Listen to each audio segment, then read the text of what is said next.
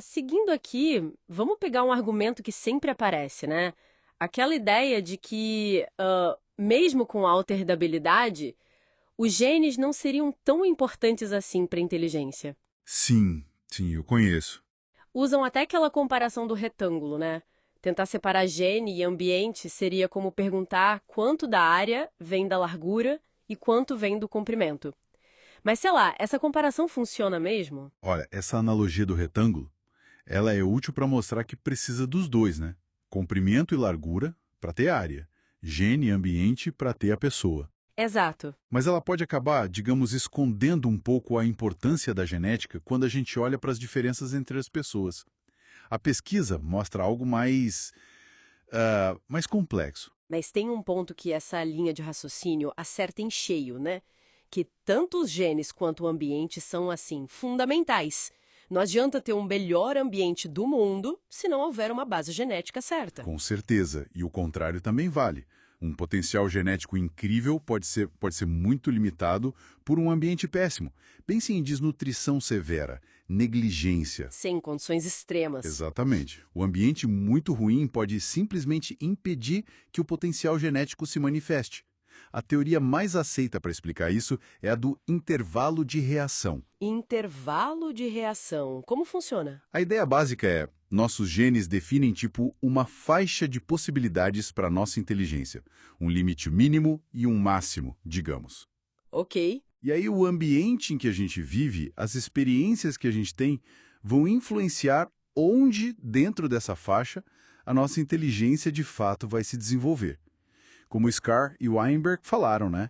Os genes não fixam comportamento, mas dão um leque de respostas possíveis ao que o ambiente oferece. Entendi a ideia do intervalo. Então, voltando para o retângulo. A área total depende da largura e do comprimento. Ok. Mas a herdabilidade não está medindo a contribuição total para um retângulo só.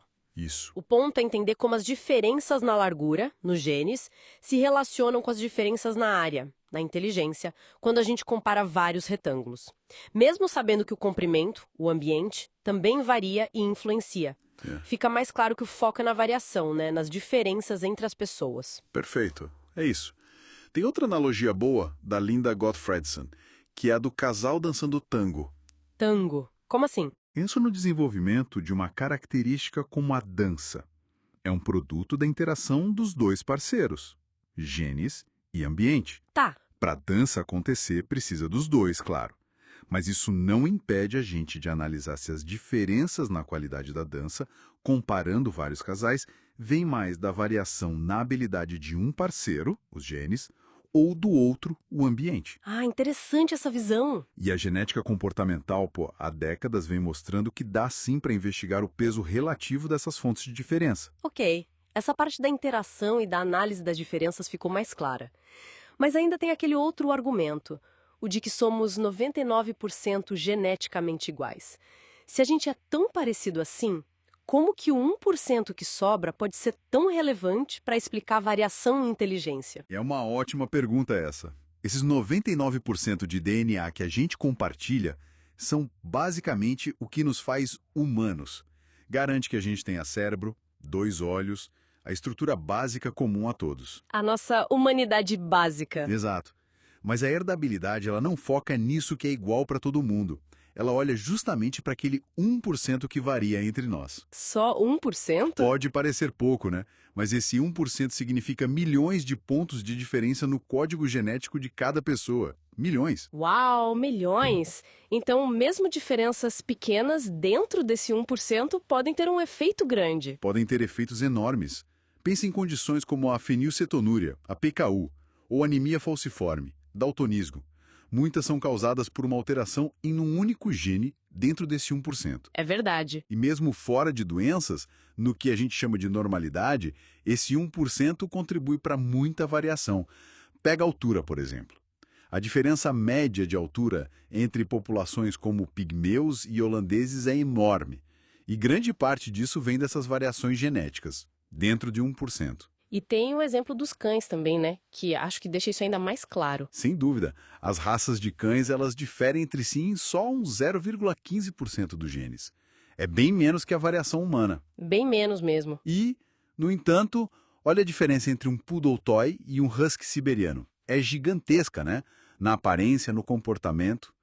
Isso mostra bem como variações genéticas mínimas podem levar a diferenças fenotípicas, ou seja, nas características observáveis, enormes. Faz todo sentido. Então, aquele 1% de variação humana é justamente a fonte da influência genética nas diferenças que a gente vê em inteligência, peso, risco para doença cardíaca, um monte de coisa. Então, para a gente amarrar aqui, o fato de gene e ambiente serem necessários, tipo, os dois precisam estar lá, não invalida a gente investigar o quanto as diferenças genéticas contribuem para as diferenças de inteligência na população.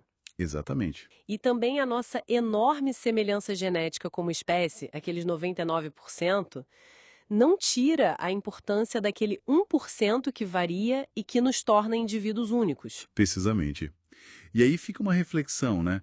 Se variações genéticas tão pequenas, dentro desse 1% que nos diferencia, causam diferenças tão visíveis em coisas físicas ou em condições médicas, Sim. quais seriam os efeitos acumulados, talvez mais sutis, mais constantes, dessas milhões de pequenas variações genéticas em características complexas, como as cognitivas, ao longo de uma vida inteira de interação com ambientes super diversos?